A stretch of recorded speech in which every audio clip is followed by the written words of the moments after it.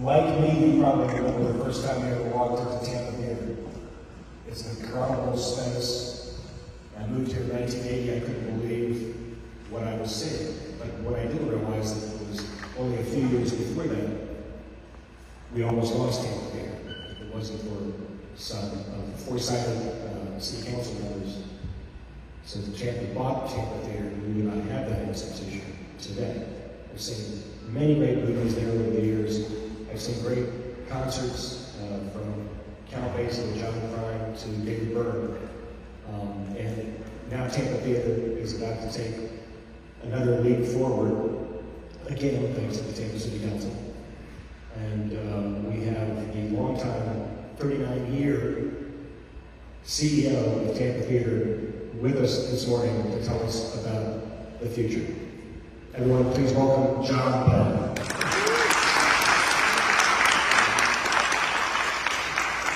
Thank you. It's good to be with you this morning. When I got the invitation, there was some back and forth in emails about, well, you know, if you're from an organization, you shouldn't talk about your organization. You talk about an idea, a big idea. But then Bill got back and said, no. We want you to talk about Tampa Theater. And then I thought about it. Actually, those two things go together because Tampa Theater is and always has been a very big idea. So I'm going to talk today about the work that we're doing, the planning that we're doing for the full restoration of this landmark building.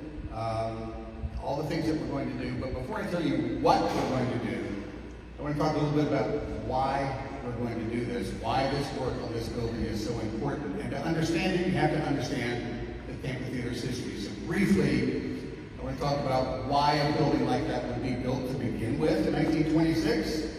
So it's hard for us to imagine today, in our techno-fierce world, where we've got all our smartphones and screens everywhere, that human beings saw a moving image for the very first time only about 130 years ago, when movies were first invented.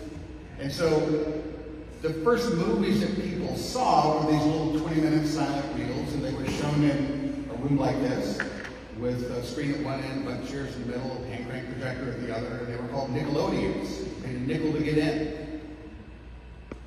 People could not get enough of these moving images. People became addicted to moving images, and we still are today. That's why TikTok is so popular. So these nickels added up really, really quickly. So by the 1910s, all of a sudden you had this enormous motion picture industry that had grown up almost overnight. And I cannot stress to you how big that industry was and how much money there was in that industry. So the studios themselves realized, we need bigger, better places in which to show our movies.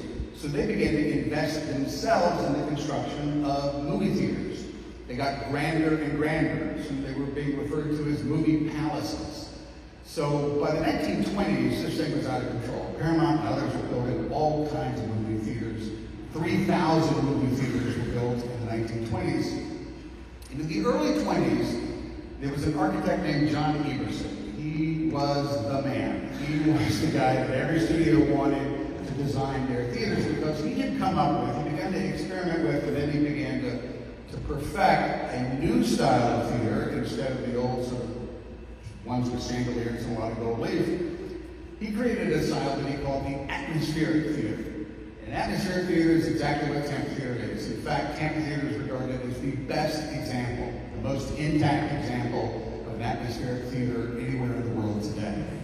And it is this dreamscape that he created with a sky overhead, and the stars that twinkle, and clouds that pass overhead. He created this illusion that you were immersed in a Mediterranean garden at night. It was extremely popular, and it didn't hurt that Tampa Theater was the first air-conditioned building in Tampa. It opened with central air conditioning in 1926 on opening day. And part of the work that we're doing is to replace some of the components in that original system that are still operating. So there's a lot of modernization that needs to be done. But Tampa Theater is clearly this architectural wonder, right? And that's when you think about why we should do this work, why the building should be preserved, you think about the architecture first and foremost, because that's what hits you when you first walk in.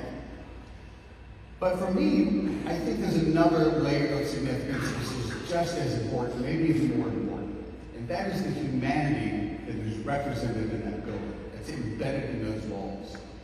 So anytime I walk into the Tampa Theater, I feel and I sense the dreams that the builders, the creators, the designers had when they first designed this place and built it in the 1920s. And I think about those community leaders, the city council and Mayor Poe at the time, 50 years ago, that had the foresight to dig in and figure out a way to rescue this building. And most of all, I think about the millions of people who've been through this building and have a lasting memory that they carry with them. So it's for all of those reasons, that's the why that we need to do this work.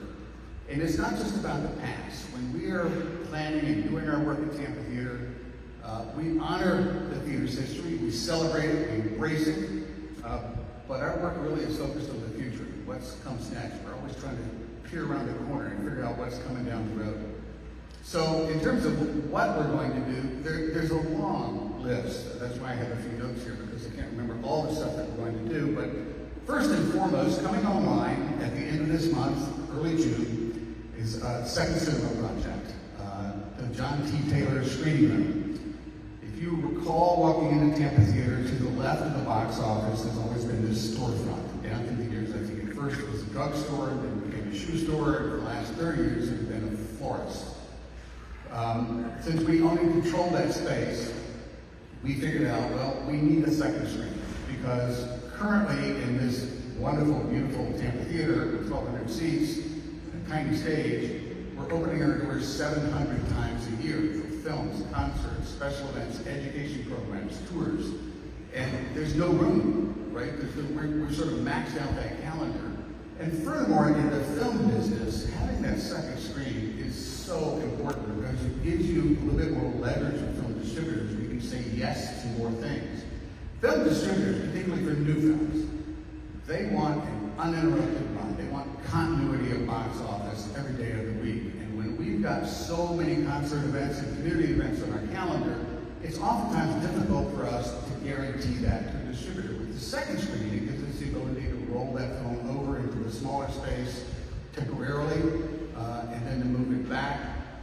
So my colleagues around the country who have built second and third screens to existing historic theaters have said it's a game changer, and we know that it fundamentally changes the business model.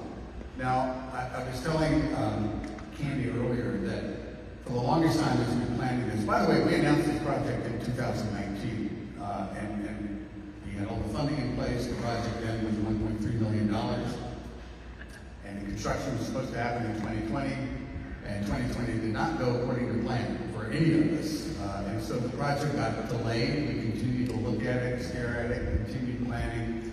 And in many ways it was a good thing, because we were able to get certain things right. We didn't have to rush the project. So I'm very excited about the look of the room and the technology that's going into the room. We just 10 days ago, the AV team fired up the projector and the sound, and we were all just gobsmacked. It's perfect. So we're very excited about that. We will do a ribbon cutting on May 31st. There on June 1st, that Saturday, is an open house for members and donors, and then June 2nd, we will start public programming. So that's the first project. By the way, that project is now almost $3 million. And we really didn't add anything to make it go from 1.3 to 3. It's just construction costs soared.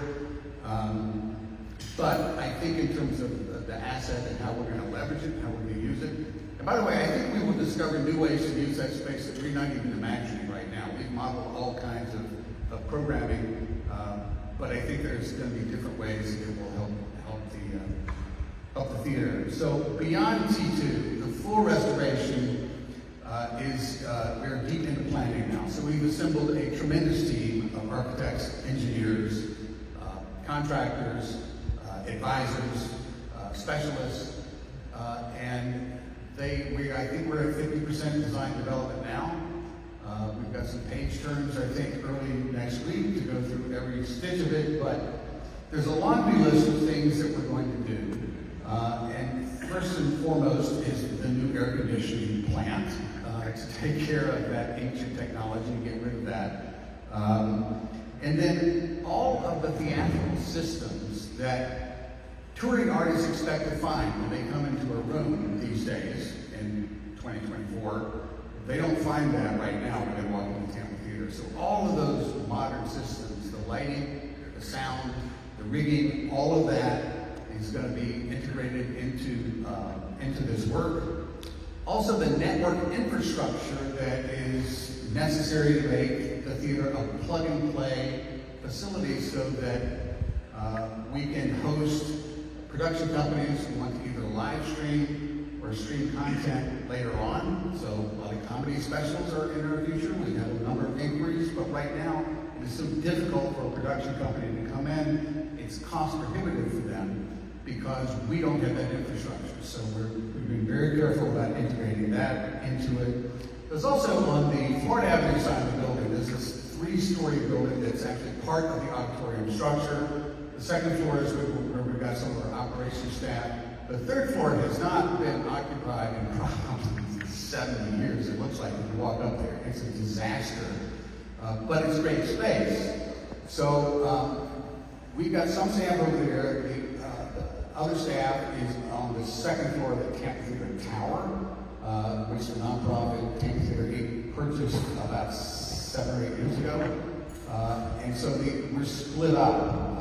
So the plan now is to take all of the administrative staff that's over on the Franklin Street side, above the marquee, move us all over to the second, third floor that will be rehabilitated, and then add a 4th level to that space. So if you look at the building, and I don't have visuals for you today, but if you look at the building, it wants a 4th floor. There's a gap. It's like, so we're going to fill in that missing tooth.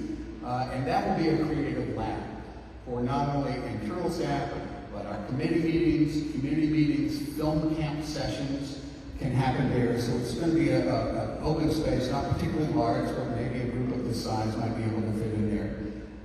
And that will be an important space. And then on the Franklin Street side, where our current administrative offices are, we're going to open that up and create basically a reception space so that we can have pre and post-function events. A lot of times when we host, for instance, the Café Film Festival, great festival, but they have, of course, the sponsor VIP reception before the public comes in. So we're having to keep the public at bay while we crammed everybody into our small lobby.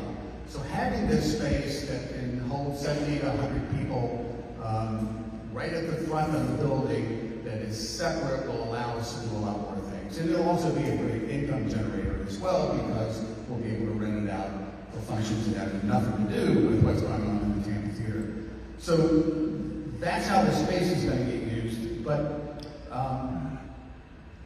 when you say you're going to restore the Tampa Theater, most people think of, and what I can't wait to see, is the paint and plaster restoration in the auditorium. So for those of you familiar with Tampa Theater, you know that in 2017 we completed a meticulous restoration of the lobby. And we brought in a company called Evergreen Architectural Arts. They're out of Brooklyn. They're simply the best in the world at what they do, and they work in nothing but large public spaces. So they restored the New York Public Library reading room. They restored the U.S. Capitol Rotunda. They built state houses, motion picture palaces, and I've known their work for years. I've known the president of their company for years, and they are simply the best. They're meticulous.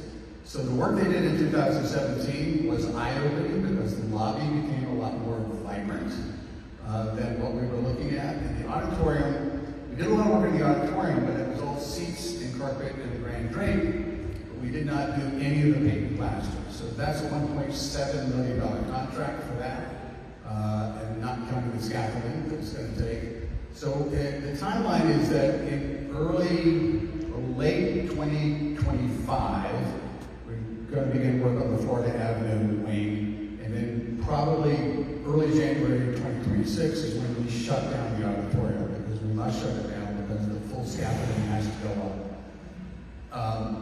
I don't know how long it's going to take.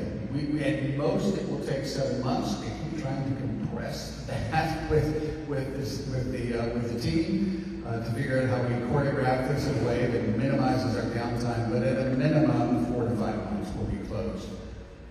But the second cinema is going to be up and running, so at least we'll have some public presence, and we will also be offering art head tours for those who can see the work, because it's very exciting to see that work going on. But I can assure you, as beautiful as the Tampa Theater is to you today, when it's properly restored, when all that paint and plaster is properly restored, and the correct lighting is put in, it's just going to be stunning. So it's a tremendous asset that we have in Tampa. I've been privileged to work there and walk into that great building every day, and I'm inspired every day that I walk into it. You cannot take that building for granted. So all told, this entire work, including the second cinema, is a $27 million construction project. On top of that, we also have an endowment campaign to raise an additional $21 million to secure the theater's future, so that if that endowment, once that endowment is in place, keeping our fingers crossed, we will never ever have to have a major capital campaign again, unless we buy another movie palace somewhere. But we will have the resources to properly maintain and replace the systems on a schedule and keep the building in world-class condition as it deserves to be. So, on the funding front, thanks to the City Council, CRA, we got a head start of $14 million for construction. We've already identified another $3 million that is confirmed. We feel very good about another $4.5 million that is sitting there in state grants, federal grants, and some other funding sources that we have talked to. It's just a matter of timing and getting the applications in. So that leaves us a gap of about $7 million. We're pursuing historic preservation tax credits, which is a mind-numbing topic, if you ever want to talk about that. But we've hired a great team to chase that. That's several $1 million at a minimum. So we're down to really $4 to $5 million of the remaining lift for us to do. We feel very confident that we're going to be able to identify and confirm that within the next 12 months before we begin construction. So it's an exciting project. I hope you will get involved. I'd be happy to answer any questions about the work that we're doing or about the organization itself. And again, thank you so much for having me.